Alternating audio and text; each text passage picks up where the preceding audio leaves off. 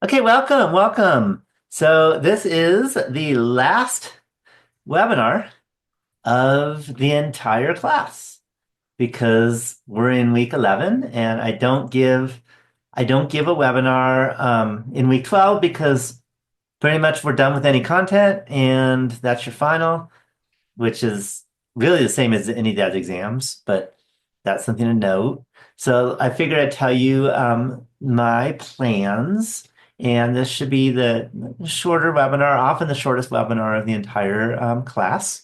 So we'll start out, as always. I'm always happy to answer any questions that you have.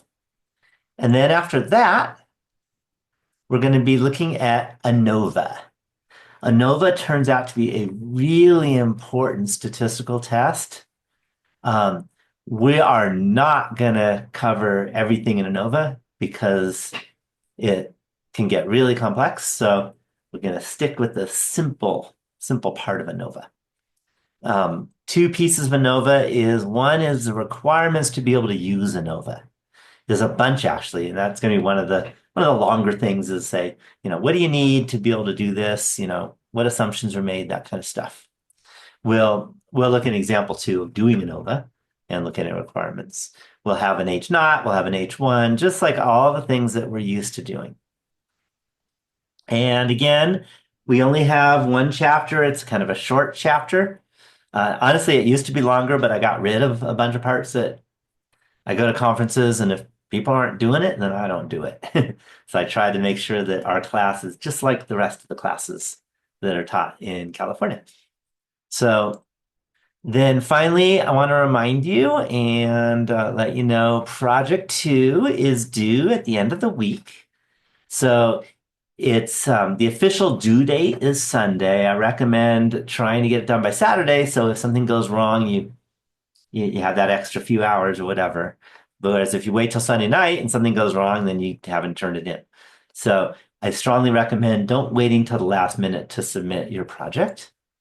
And the other thing is that, and I have gotten a group of drafts already sent to me, and I have already responded and written my suggestions for improving the project for those people who sent me their drafts.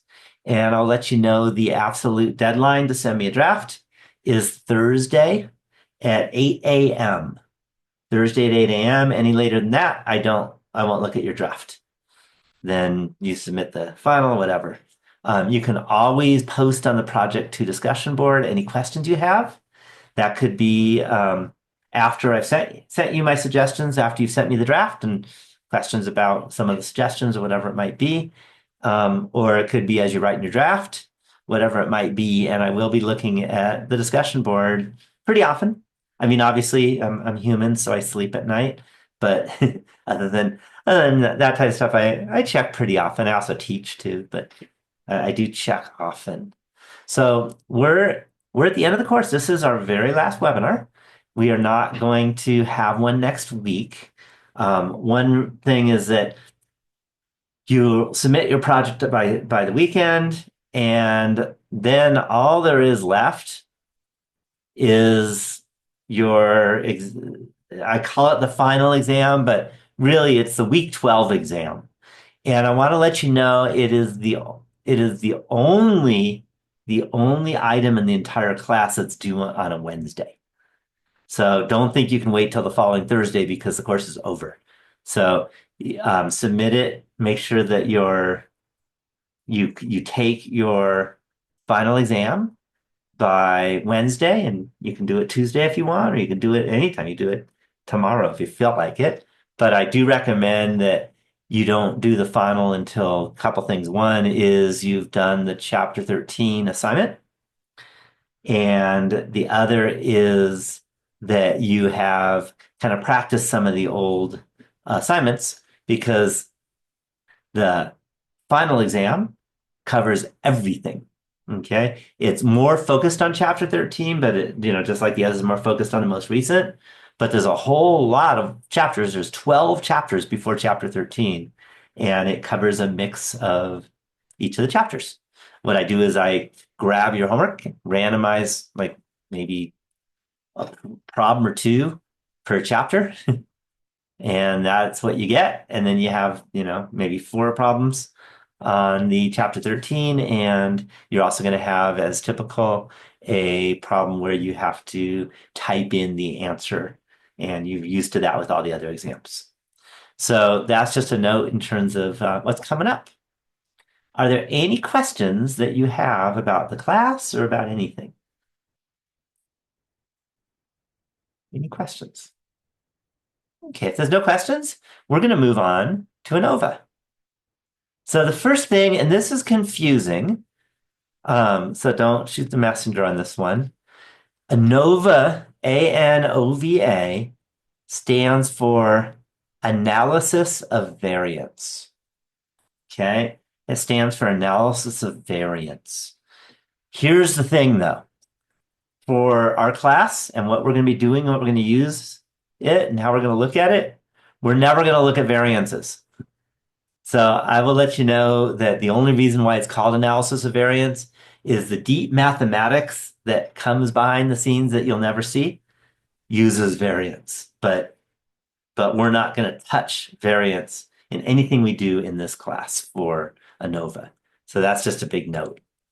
What it does is it tests to see if several means are equal or not.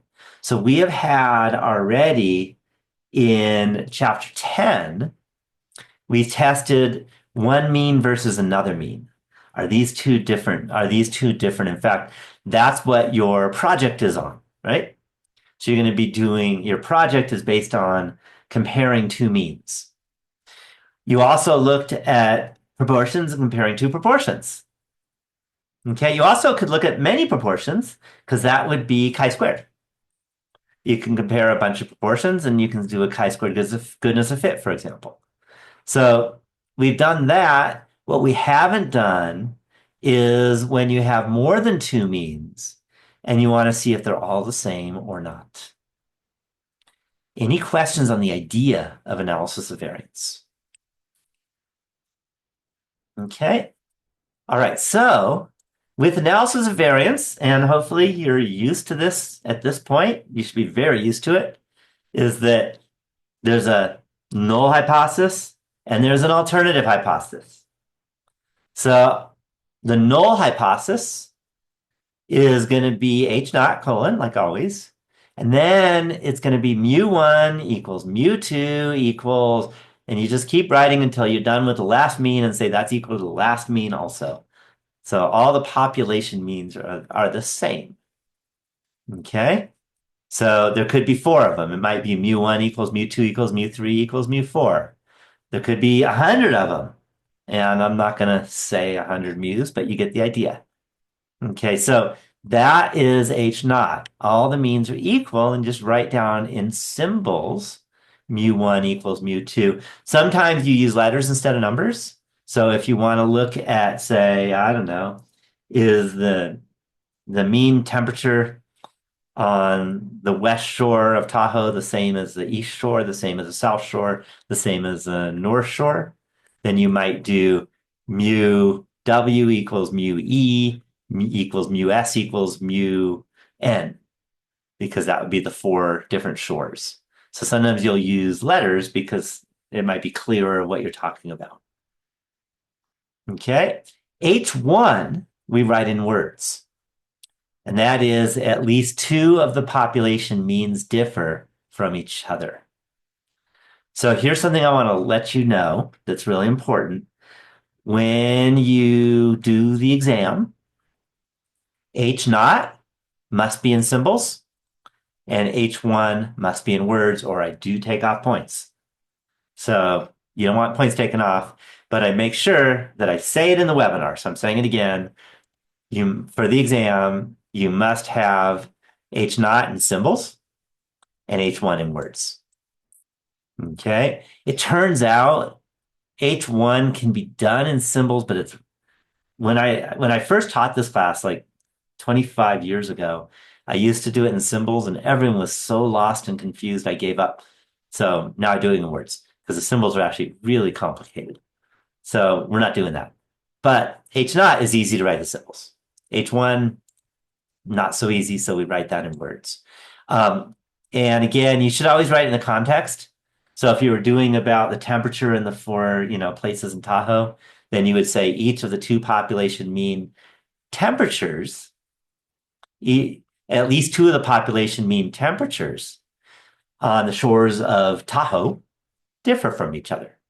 Do you see that? So it's real important to note that you should be writing this in the context of what it is for H1. Any questions on that? Any questions? Okay, so put in your notes. Make sure you use symbols for H naught, use words for H1, and make sure that you write the context for H1. All right, so that is analysis of variance. And it comes up a lot. A lot of times you're comparing not two things, you're comparing a bunch of things. And you want to see if there's any difference. Can you think of like a bunch of things besides my one example that you might compare? There's hundreds and hundreds of examples you can think of. Any ideas?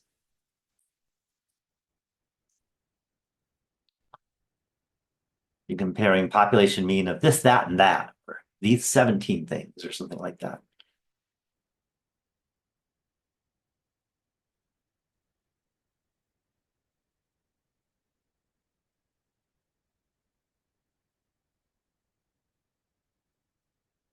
Any ideas on what you might want to compare? Kind of an example. Always good to think about it. So if you're watching this as a webinar, as a YouTube video, then think about it right now. Put in the chat box if you can come up with an idea. Okay, so you can think about snowfall in. So let me give you a little more. Let's say the mean amount of snowfall in Tahoe versus Mammoth versus Big Bear. You know where that is? That's in Southern California. I grew up in that area when I was a kid. So that would be three different means. And that would be a great example where you would compare three different means. Okay. Another might be how about the population mean weight of adults in the 50 states in America? Okay. Do you think they're all the same? Think the weights are all the same? Yeah, my guess, I've never actually done the analysis, is that they're not. I have been and observed a few states that are much, much more obese than California. But that's observing a few states and looking at a few people, that's not it. That doesn't do it. Instead, what you have to do is you have to do a study and you have to do a sample. And if you did all 50 states, that would be a lot of work because you have to get a whole lot of people in every state. That could take years. But, it's important and that stuff has been done. All right, so let me go through the requirements. Okay, so we've already talked about some of these requirements for other tests, but there's also some that we haven't talked about and we didn't need for the other tests. So let me list, and I have 5 on my list for things that you have to have in order to use analysis of variance, which is ANOVA. The first is all sampling distributions are approximately normal. What's one way of ensuring that all sampling distributions are approximately normal? Any idea? And the hint is we've done this. Yeah, big sample size, and how big in our class especially?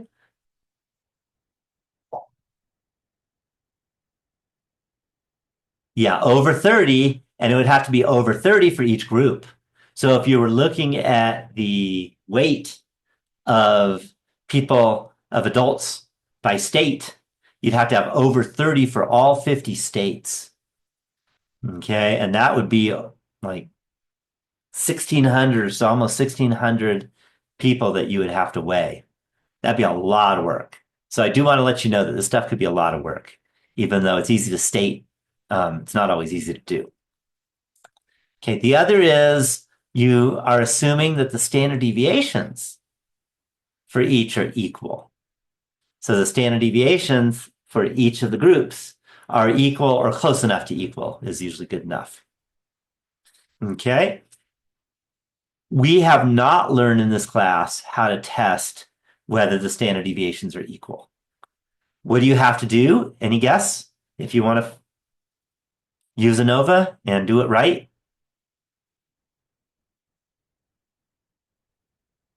Thoughts?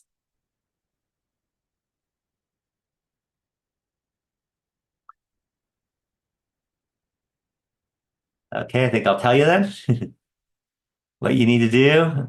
Now, you think a calculator won't work because a calculator won't know if they're all equal or not? No, what you're going to need to do is you're going to need to take an upper division statistics class because we can't do it in our class. It's too hard. Sound good? So you're not responsible for knowing how to determine whether or not the population standard deviations are equal. What you are responsible for is saying that I'm making an assumption that all population standard deviations are equal. Okay, that you have to do. Okay, if you're going to be using ANOVA, like, for something really important in the world, where if you do it wrong, you're going to hurt people, you need to take another stats class. Got it? So this is just kind of the beginnings of ANOVA because we can't get through all this because it's too much for our class. Sound good? All right. The other is, and this is basically the same for everything we've done in this entire class, is that we have no bias. If you have bias, you have a useless study. Okay.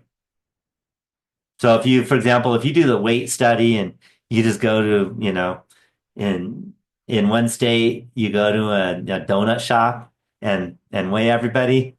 In other states, you just go to a running field, then that would be seriously biased, right? So you have to make sure that you don't have bias in your study.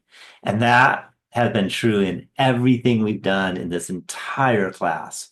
If you have bias, then the statistics are not valid. Any questions on that? Okay. And by the way, in the real world, that's very hard. It's very hard to limit bias. What you can do is you almost can never get no bias, but you can at least limit it to not as much. Okay, and we've already talked about that a lot in this class on how to do that. Okay, we have to make sure the samples are independent of each other. That's usually pretty easy. That's usually not a big deal.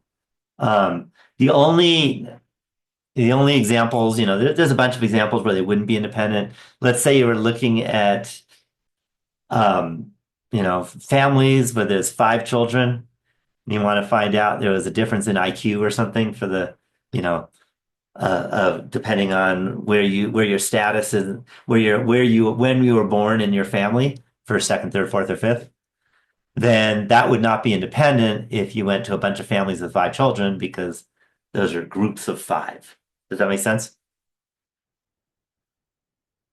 Yeah. So, but most examples are independent. There's no problem. Okay. The samples must be consistently taken.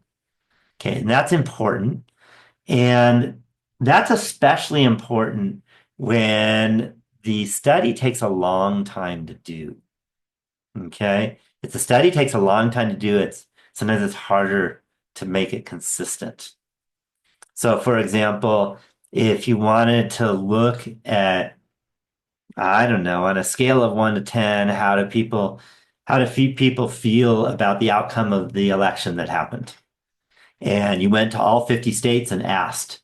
So maybe, this week you went to California, next week you went to Nevada, the week after you went to Oregon, and every week you went to another state each week. And then 50 weeks from now, you might go to Hawaii. What's the problem of doing that? What's the issue of testing? And for each week you're gonna survey, let's say 31 people and ask them. Yeah, time passes, and as time passes, people might feel differently. Maybe they've forgotten about the election or whatever it might be. Does that make sense? So that would be a very poor way of doing that study because if you wait a year, which is around 50 weeks, is almost a year, then those people in Hawaii might be very different than the people in California because a year passed, not because Hawaiians are different than Californians. Does that make sense? Any questions on that? Okay. Another reason why this is important is there's another way of doing a survey. Let's suppose that you conducted the study. Let's do the same one. Let's say, how do people feel about the elections on a scale of 1 to 10? One being it was just smooth and wonderful, and sorry, 10 being smooth and wonderful, one being it just completely sucked. I don't trust it. It was awful. So one way of doing it is you hire 50 people, one person from each state, and have each of those people tomorrow survey 31 people. Any thoughts on what the issue might be in that case?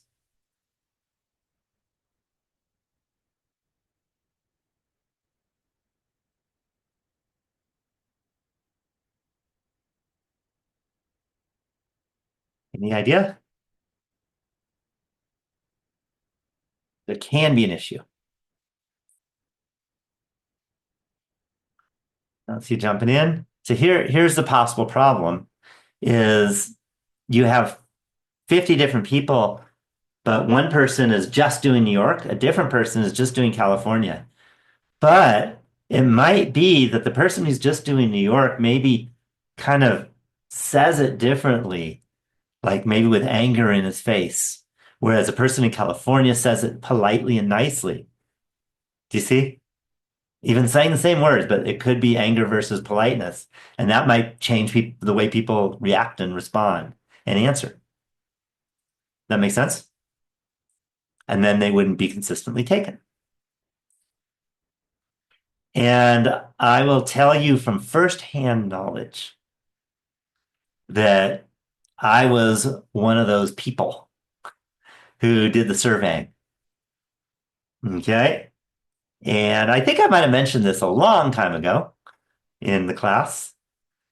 It was one of my first jobs, Carroll Davis Market Research Company, it was called.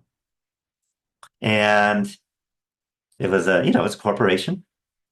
And I was hired to do that. Any guess on how old I was?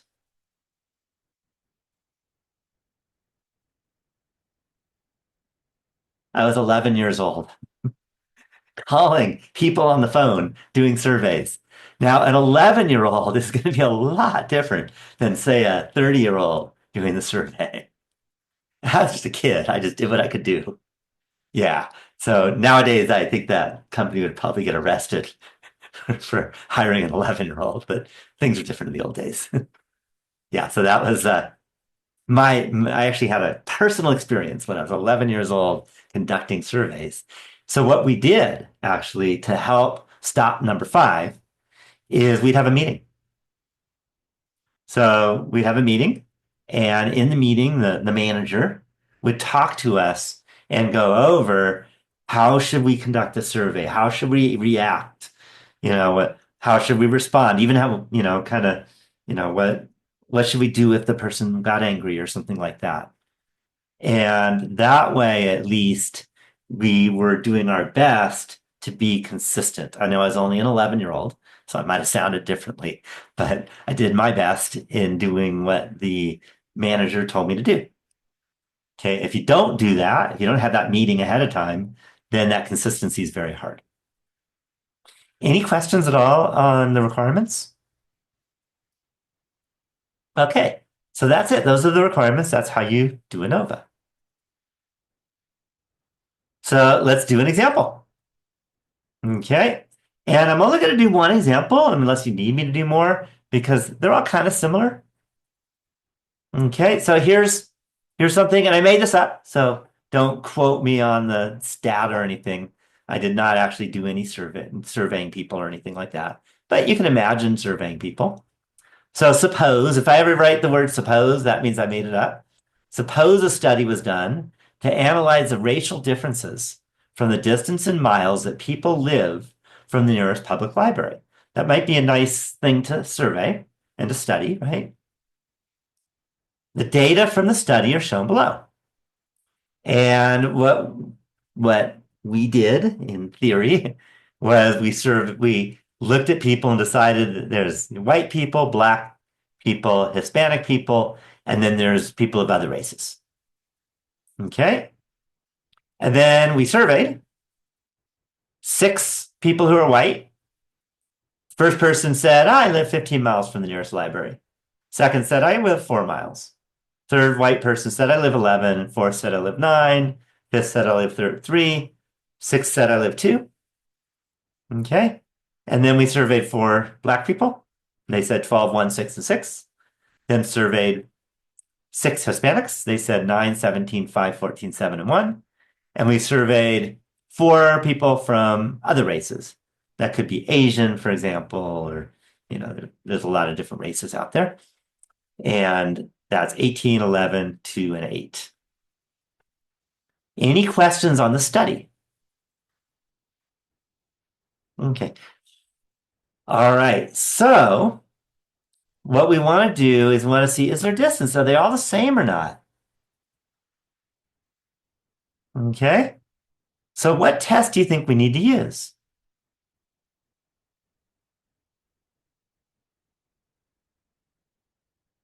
What test would be the right test to use to find out if they're all the same or not?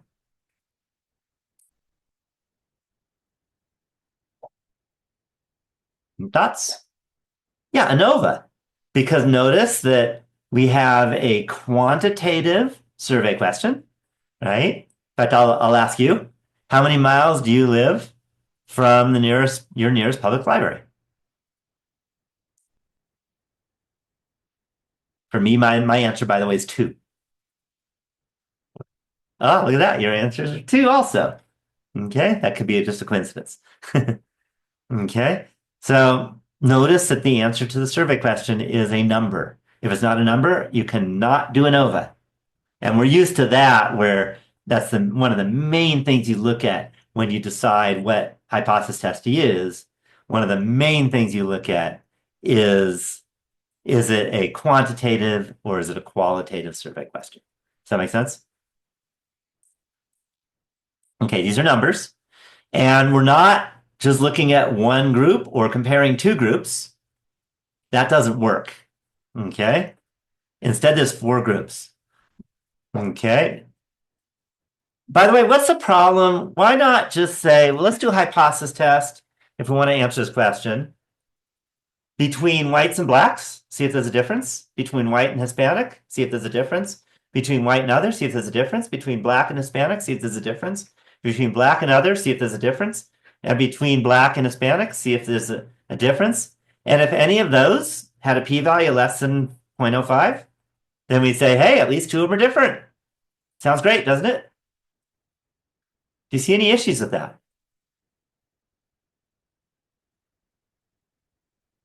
Or is that something we could do? It's a lot of work, but a computer could do that quickly. So it's actually not a lot of work because a computer could do it. If you had to write down the null and alternative hypotheses for each, it would be a lot of writing, but it's not that big a deal. Do you see any other issues?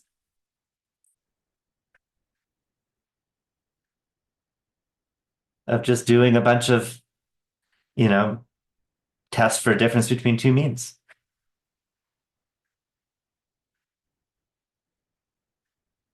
Any thoughts?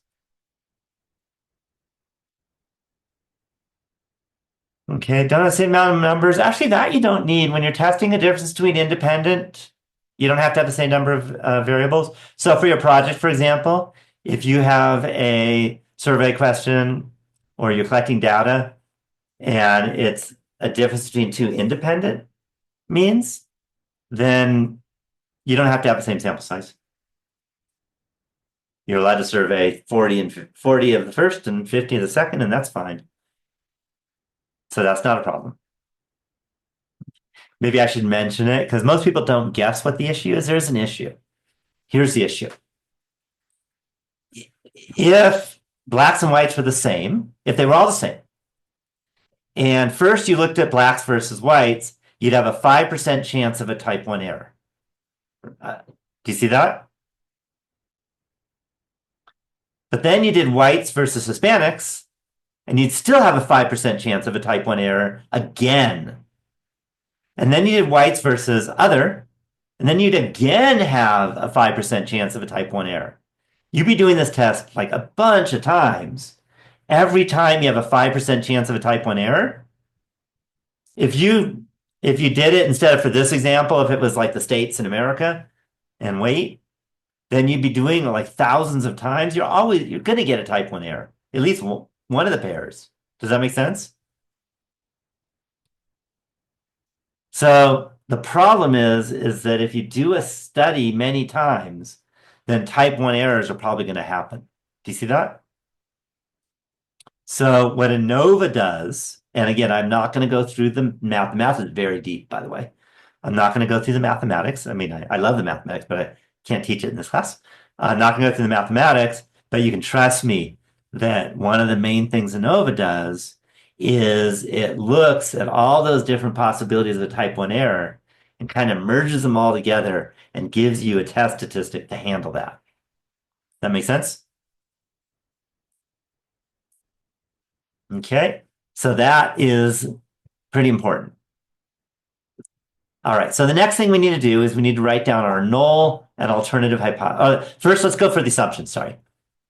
So the assumptions we need to make, do we need to assume, so let's go through these assumptions and see if we need to assume that all the sampling distributions are approximately normal. Do we need to assume that for this particular study?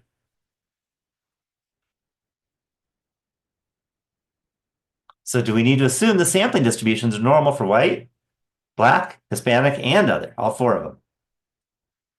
Yeah, we absolutely do, because the sample sizes, I mean, the biggest sample size is size 6. And so we're not even close to 30 or 31. So you cannot use essential limit theorem. And I don't know about you, maybe you know something about this stuff, but I have no idea what the distribution of distance from public library is for different races, whether it looks like a normal curve or not. I have no clue. So that is a complete assumption. And I want to remind you the first 3 letters of assumption. You don't want to have to make an assumption. So I will let you know that if you need to do this, you would never do this exact example. Sample size is way too small. All 4 of them are too small, but at least blacks and others, those are even worse. Sample size of 4, you should never use a sample size of 4 and think that you can do statistics. Okay? The only reason why I'm doing this in this example is otherwise it's going to take all day to type. But in the real world, we would never do this. You would make sure you have big sample sizes, at least 30 each. Okay, so we would need to assume that all 4 distributions of the distance from the nearest public library are approximately normally distributed. Okay, do we need to assume the standard deviations are all equal? Or is that something we know? What do you think? Do we know that they're all equal, or do we have to assume it?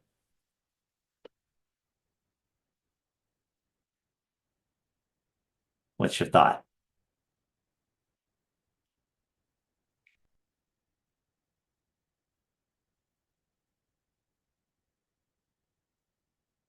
Do we know the standard deviations are equal?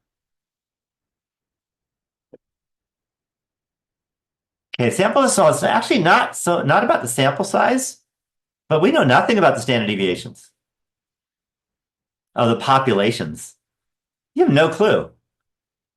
We don't know the standard deviation of the nearest public library distance for each of these 4 populations. I have no clue.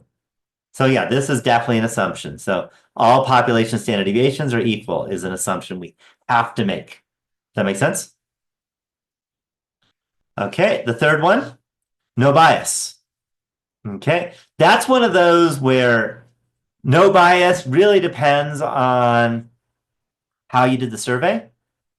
Since I didn't tell you how we did the survey, since I just said suppose, then we probably have to assume it. In the real world, there's ways of making it so you don't have to assume it. You could stratify, for example. Okay, maybe stratify by type of living situation the person has, possibly, or maybe stratify by income. So there's different things you can stratify, and that would help reduce the bias. Any questions on that? It's almost impossible to do a simple random sample, so don't even think about that. But stratification is something you can do, and that helps reduce bias. Any questions on that idea? Okay. Then if you look at the next one, the samples are independent. Okay. So by the way, simple random sampling, that's no problem. I mean, that the simple random sampling, probably not completely true, but you can reduce the bias. What do you think? Do you think it'd be easier or harder to do a study where the samples were independent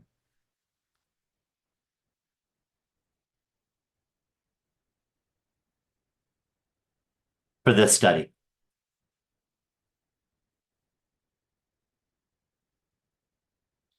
Okay, this would be easy because you just make sure you're not asking, just only one little small group all standing together or something where one is white, one black, one Hispanic, one other.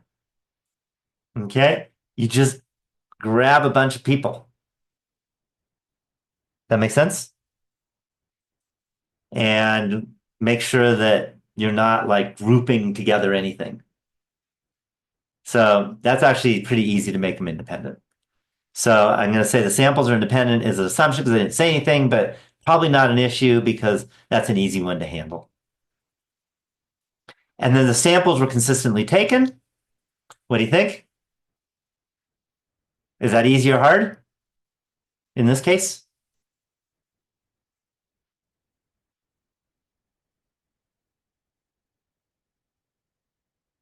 Yeah, that one's easy. You just make sure that you word the survey question the same, whether you're talking to a white person or a black person or a Hispanic person or another race person, and don't do any, weird things just for the blacks. You just make sure that you just do the same for everyone. And that's an easy one. So that's again, so consistently taken, but that's almost most likely true. Okay, for almost every study. That's an easy one. Okay, there are some cases you can say that could happen where there's a problem, but for this, I can't even, it's hard to even imagine where you'd have dependent samples. Any questions so far? Okay, so that's kind of an analysis of the assumptions. And by the way, on the exam, you may be asked to say, what assumptions are necessary. All right, so now let's do the ANOVA. So H naught. H naught is, if you look at kind of the standard, what I said is they have to be in symbols. We're going to have means. In this case, there are 4 different means. The white, black, Hispanic, and other.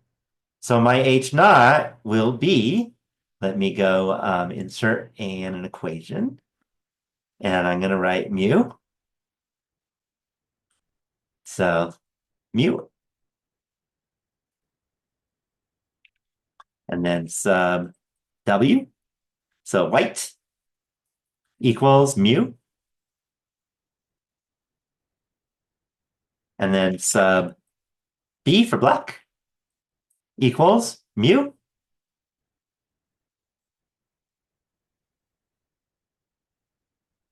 And then sub H for Hispanic. And then equals. And then mu. And then sub O, oops, for other. Any questions on this? Okay. By the way, could I, symbol-wise, can I use H1 and just say mu W not equal to mu B, not equal to mu H, not equal to mu O? So they're all different? Is that the opposite of saying they're all the same? Can I do that? Can I just take those equals and make them not equals?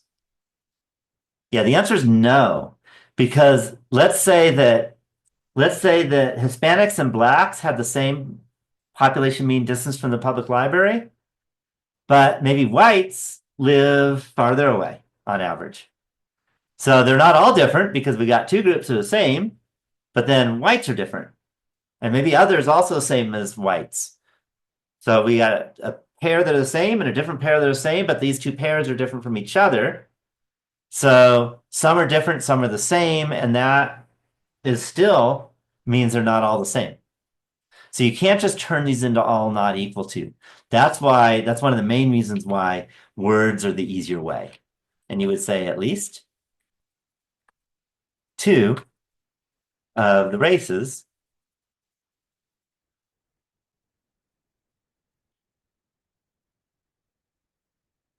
population mean. Notice the word population, that's important. Distance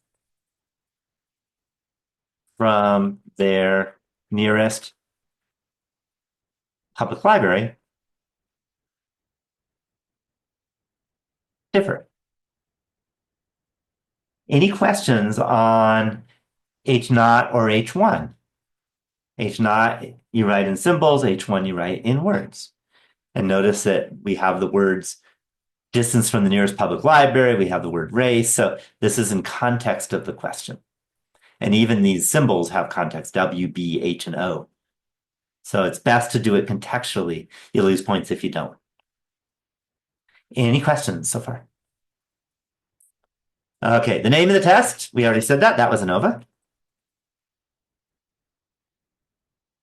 The level of significance almost certainly would be 0.05 because this is a hypothesis test for ANOVA based on sociology.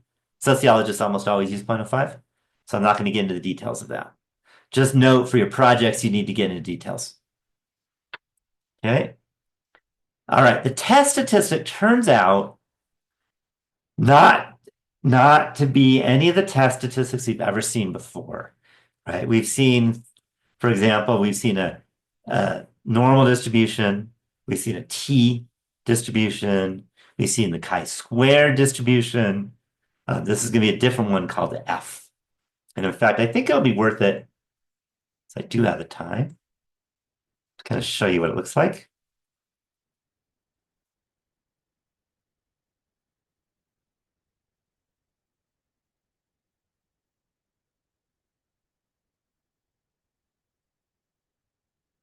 Oh no, not this one.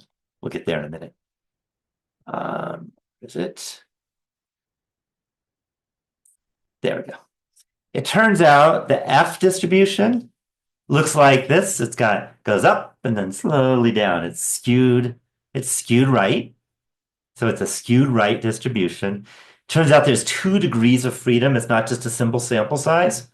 Basically, it's more complicated than I'm saying, but you can think of it like for the example we just gave, we had the 4 different groups, but then each group had a sample size. So there's 2 things going on. It's more complicated than that, but that's the idea. And you can change those degrees of freedom and see the curve change a little bit. And that's the shape of the distribution. Notice if you just have 2 degrees of freedom, it looks very different. Whereas if you have many more degrees of freedom, 2 degrees of freedom kind of goes flying up. Whereas many more degrees of freedom hits the origin really clearly. Any questions on the picture? Okay. So to find the test statistic, the last thing you will want to do, I promise, is to do this by hand. I'm not even going to pretend to tell you how to do it by hand. It is brutal. But what you can do, any guess? How to find the test statistic and the p-value given this data? Yeah, go to the calculator. So what we're going to do is we're going to go to the calculator. What calculator do you think we need to go to? What number? Yeah, this is ANOVA number 25. This should make you happy. This is the last number on the list. And as I promised in the class, we do things in order of the calculator. Okay. And technically, I created the calculator in the order at which we do things because I wrote this calculator. Okay, so this is it. This is the very last topic of the entire course, and that is ANOVA. So I click on ANOVA, and what it asks for is data 1, data 2, data 3, data 4, data 5, data 6, data 7, data 8. So I want to mention a couple things, and this is true of this kind of my calculator that I created. If you had if you were doing all 50 states, this calculator wouldn't work because you only get up to 8. And that would only work if you had 8 or fewer states. Does that make sense? So you can't use this calculator on when it was all 50 states. Instead, what you would have to do, any guess on what you would have to do in an example where there's 50 different groups?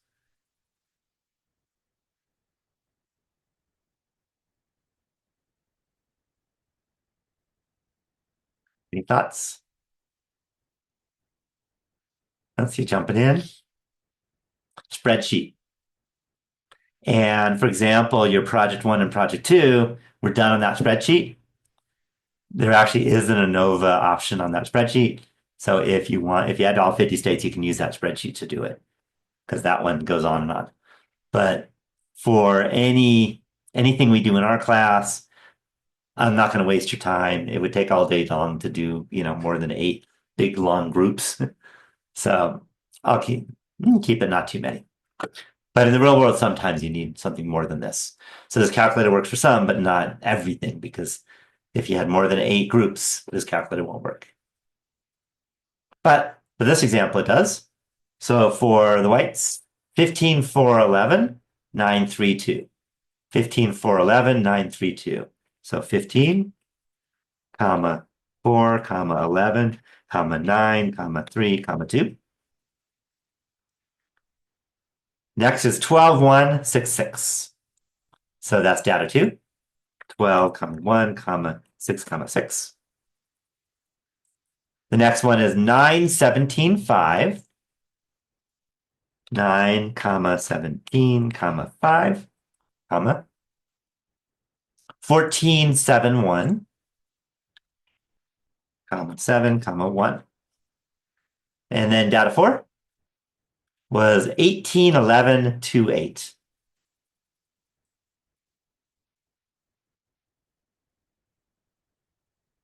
Any questions?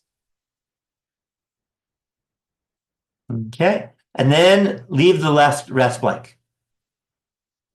So 5, 6, 7, 8, just leave them blank. And hey, calculate. I tried to make this easy. Does it look pretty easy? Yeah.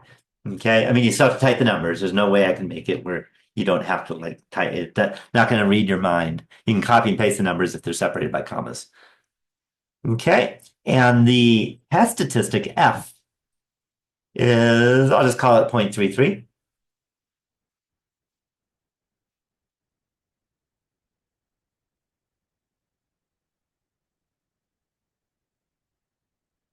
And the p-value was about 0.8, 0.8. Okay, and just a note, and this is true of all of these hypothesis testing, I created a graph. This is what the F distribution graph looks like for this particular example. And here's 0.339 for our F. Notice that this is way close to nothing. And I created a 0.1, 0.05, and 0.01. And if you were in those regions, then you could reject the null hypothesis, but we're over here. That is a failed to reject the null hypothesis region. Any questions on that? Okay, I tried to make it visual. I did that. That was less than a year ago. I created that part. I added that in. By the way, I'm going to add a piece of the calculator in after break that someone asked for, but you guys don't get it because it's not there yet for the normal distribution calculator. But not, that's my, I always like to do something new, something that helps people and to add it and make it a little better. So now we can state our conclusion. Okay, the good news is, at least the first part of this, it's exactly what you've done before. What are the first couple words for the conclusion? Always. First two words, always for the conclusion of the hypothesis test. Three words even. First three words for the conclusion of any hypothesis test.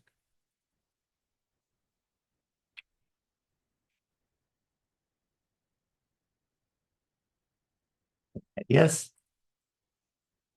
We've been doing this for a month now. Remember?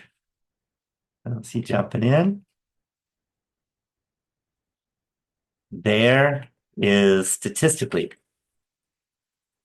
Remember those words? And then the fourth word, there's two choices that could happen. We have a p-value of 0.8. So what's the next word if the p-value is 0.8?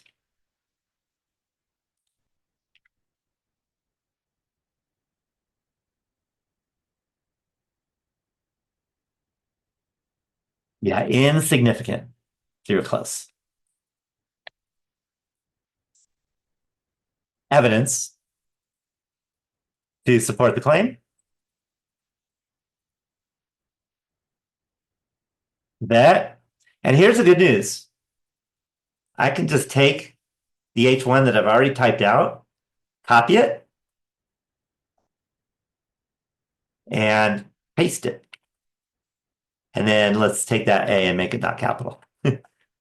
So there is statistically insignificant evidence to support the claim that, and then H1 was at least two of the races population mean distance from their nearest library, nearest public library, differ.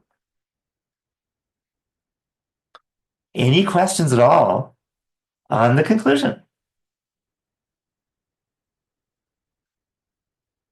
Yeah. Any questions? Okay. So again, you do have to use kind of the style that I do in class. I take off points on the exam if you don't. And some of you know what I'm talking about because you've lost points. But when I say you have to use the style, you have to use the style. Watching these webinars is an absolute requirement. Okay. Doesn't mean they're all going to have about race or nearest public library, but kind of the format is similar. Okay. It turns out that there's another way that some people will do it that you'll see. And I want to show that to you. I'd rather have you do it this way. And this is the other one. Is there a statistically insignificant evidence to make a conclusion? And they say race is a factor in the distance from the nearest public library. Okay, you'll see it that way. And I figure I should show you that way too, because it's written that way a lot too. Those are the two ways. Yeah. So you'll see that word factor in. And that means the same thing as at least two of the races population mean distance from the nearest public library differ. The problem with the word factor is if you haven't seen it much before, you don't know what it means. Because officially this is what it means. At least two differ. Okay. I do want to note population mean. That if those words aren't there, I take off points. Okay, because that's what this is all about. That's why hypothesis testing is all about, at least in this class, population mean and population proportion. Okay, except for the chi-squared stuff. But that's what we've been doing. That's real important in your project also. So I put that in some of the notes on projects where If you don't state whether you're talking about the population mean or the sample mean, then you're not stating it correctly. Any questions at all on this ANOVA example? Okay. You may not remember, I promised that we would only have one ANOVA example because they are all pretty similar. Okay. When I say pretty similar, they're not going to be all about public libraries, but the process is very similar. It's very step by step. So let me go through the steps one more time. The first step is you decide on the assumptions that you needed. The second step is you write down the null hypothesis and symbols. The third step is you write down the alternative hypothesis and symbols. Decide on that you use ANOVA in this case. Because if you choose the wrong test, it's going to be a disaster for you. Decide on level of significance. Standard is 0.05. And then put it into the calculator. And the calculator will give you the test statistic. F is the test statistic, and it'll give you the p-value.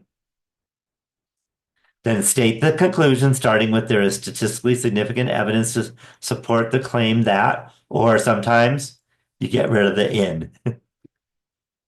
So there's really two types, depending on the p-value. If the p was 0.08 or something, then it's a very small p-value, and you get rid of in, and it'd be exactly the same. And then afterward that, you write down what you stated in the alternative hypothesis. Any questions on that? And that's it. Okay, so check it out. What's the one last thing I need to do?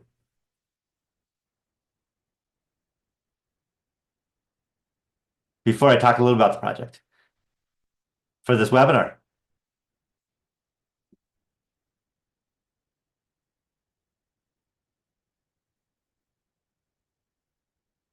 What's the last thing? Secret word. The secret word is thank you. So I want to thank you, especially you who comes to the comes to these webinars.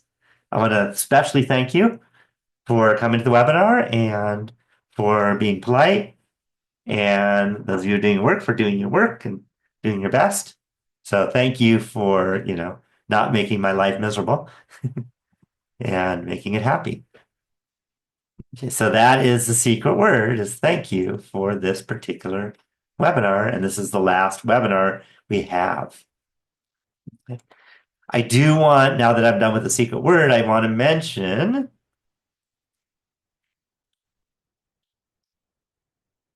if we go to the syllabus, okay, or actually probably home is even better.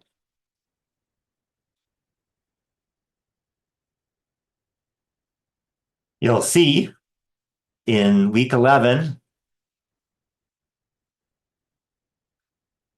project 2 is due on December 8th. Okay. And just like always, it's like 11:59 p.m. or something like that. So it's late, but do not wait until 11:50 p.m. to submit, because that's when that's when your internet could die or whatever, and then it's a disaster. So I strongly recommend not waiting for the very last minute to submit it. If you can get it done by Saturday, that's even smarter, because then if something goes wrong, then you're still have another day, or even by Friday if you wanted to. And, I do want to mention a few more things. One, there is no extra credit in this class, so don't email me saying, "Hey, what can I do now for extra credit?" Because there isn't any. Because I do get that sometime at the end of the class. There's no extra credit. Also, if you didn't do a secret word quiz, then your course grade will go down 5% per missed secret word quiz, unless you email me after watching it. So if it was, say, week 2 or something, 5 pages of notes about it. Okay, so watch it and make sure you do that. I sent you emails for those who didn't do the secret word. Of course, I don't know for this week's yet, but make sure you do this week's also. If you're watching this now and you're hearing it, then obviously you're here and you paid attention, hopefully. So I want to mention the kind of the biggest suggestions I had for those that submitted their project drafts, because there are a lot of you. So let me mention that. So project suggestions, make it bigger.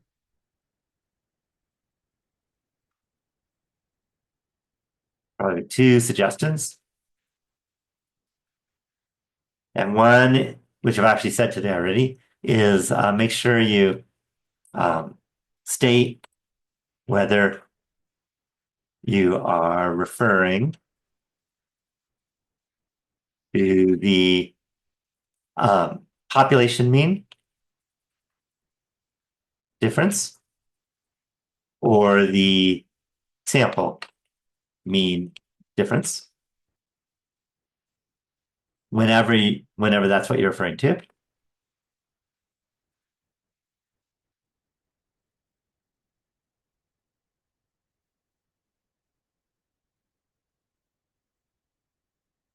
Yeah, that's one, and a bunch of people had that as a suggestion. And then there's some other suggestions a bunch of people had. So I want to make sure you're doing this. So another one was don't confuse the level of confidence with the level of significance.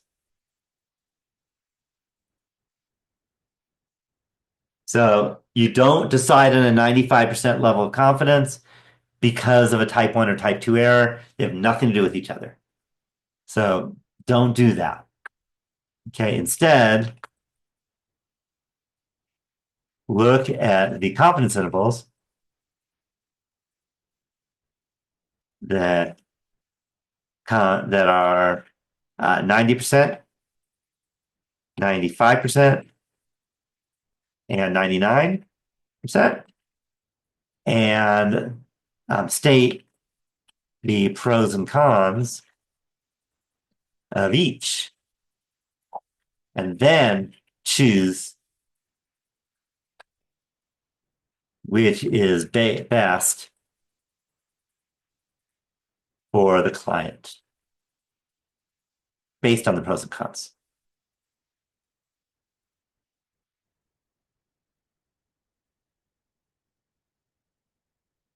Questions on that?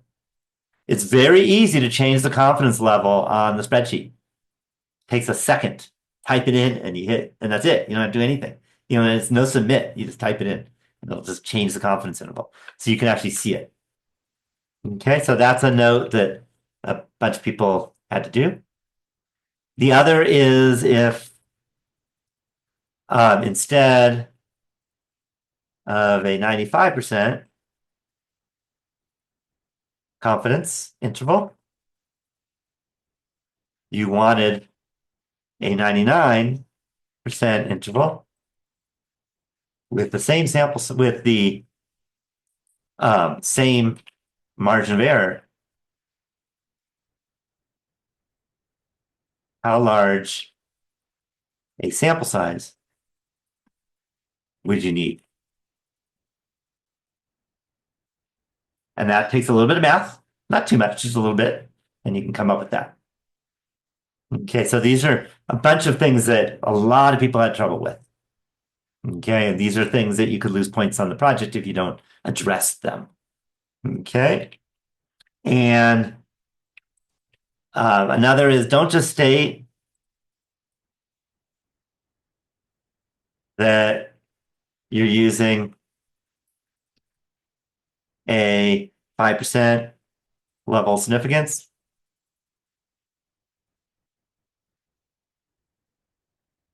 Based on the type 1 and type 2 errors.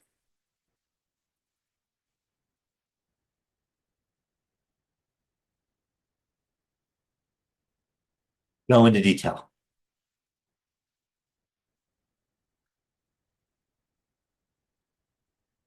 Okay, which is going to cause more damage. Okay, if the type 1 error causes more damage, then you're going to need a 1% level of significance. If the type 2 error is going to cause more damage, then you're going to need a 10% level of significance. But talk about why it'll cause more damage. Okay. So these are important. Also, I think I haven't said it yet. Yep. I think I've said this on everyone who submitted their draft is that for the confidence interval interpretation, state the decisions the client will make based on the lower bound, then state the decisions the client will make based on the upper bound. And those will be different. If the lower bound is true, then what will the client do? If the upper bound is true, what will the client do? Okay. If I should write then.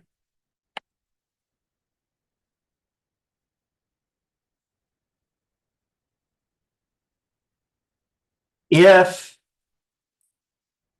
they're very different from each other, that means your margin of error is your standard error is too big, and you would suggest a smaller sample size and explain how small a sample size you might want to need to. Does that make sense? So these are kind of the main things for the project. These are the main things for the project. Okay, let me finish off by kind of stating the calendar. So today, webinar. And then if you haven't already submitted your draft in the next couple days, submit your draft. That should be by 8 a.m. on Thursday, but earlier gives you more time to address what I've kind of suggested. So the earlier the better. So that's something to do. By Thursday, don't wait till Friday. What is always due on Thursday? Every Thursday. The discussion, okay? I will let you know. This is the easiest discussions assignment there is.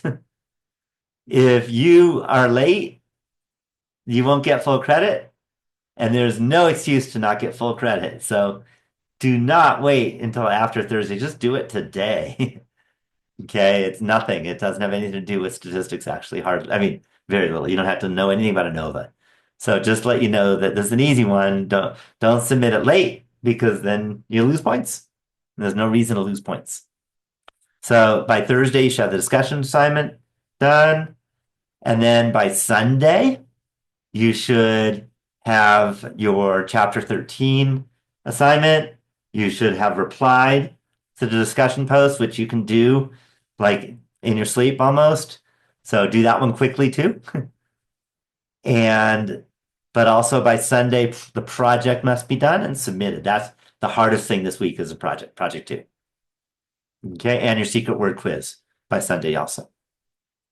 Okay, then by a week from Wednesday, you must have your final exam submitted.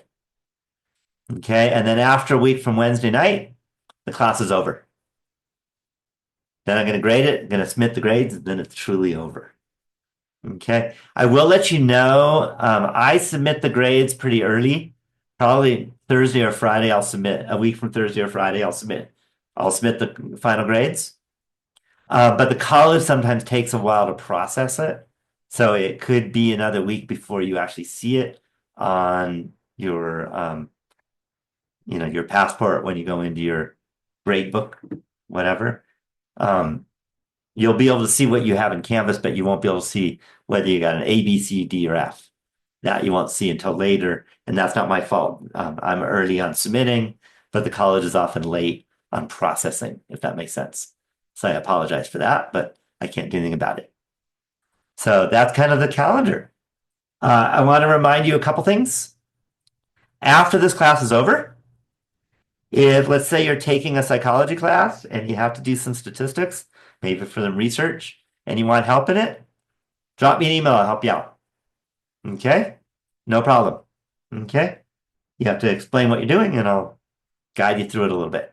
Okay? I'm always happy to help. Okay? Canvas will be closed. So make sure you still have my email address. So just a note that Canvas closes down because after the class is over, you can't get into Canvas anymore. But you can email me and as long as I'm still alive, I should be able to answer. If it's like, 5 years down the line and you have a company and you're using it to, make some money on something, I'll help you out. And then do you remember the price that I charge? If it's for your business?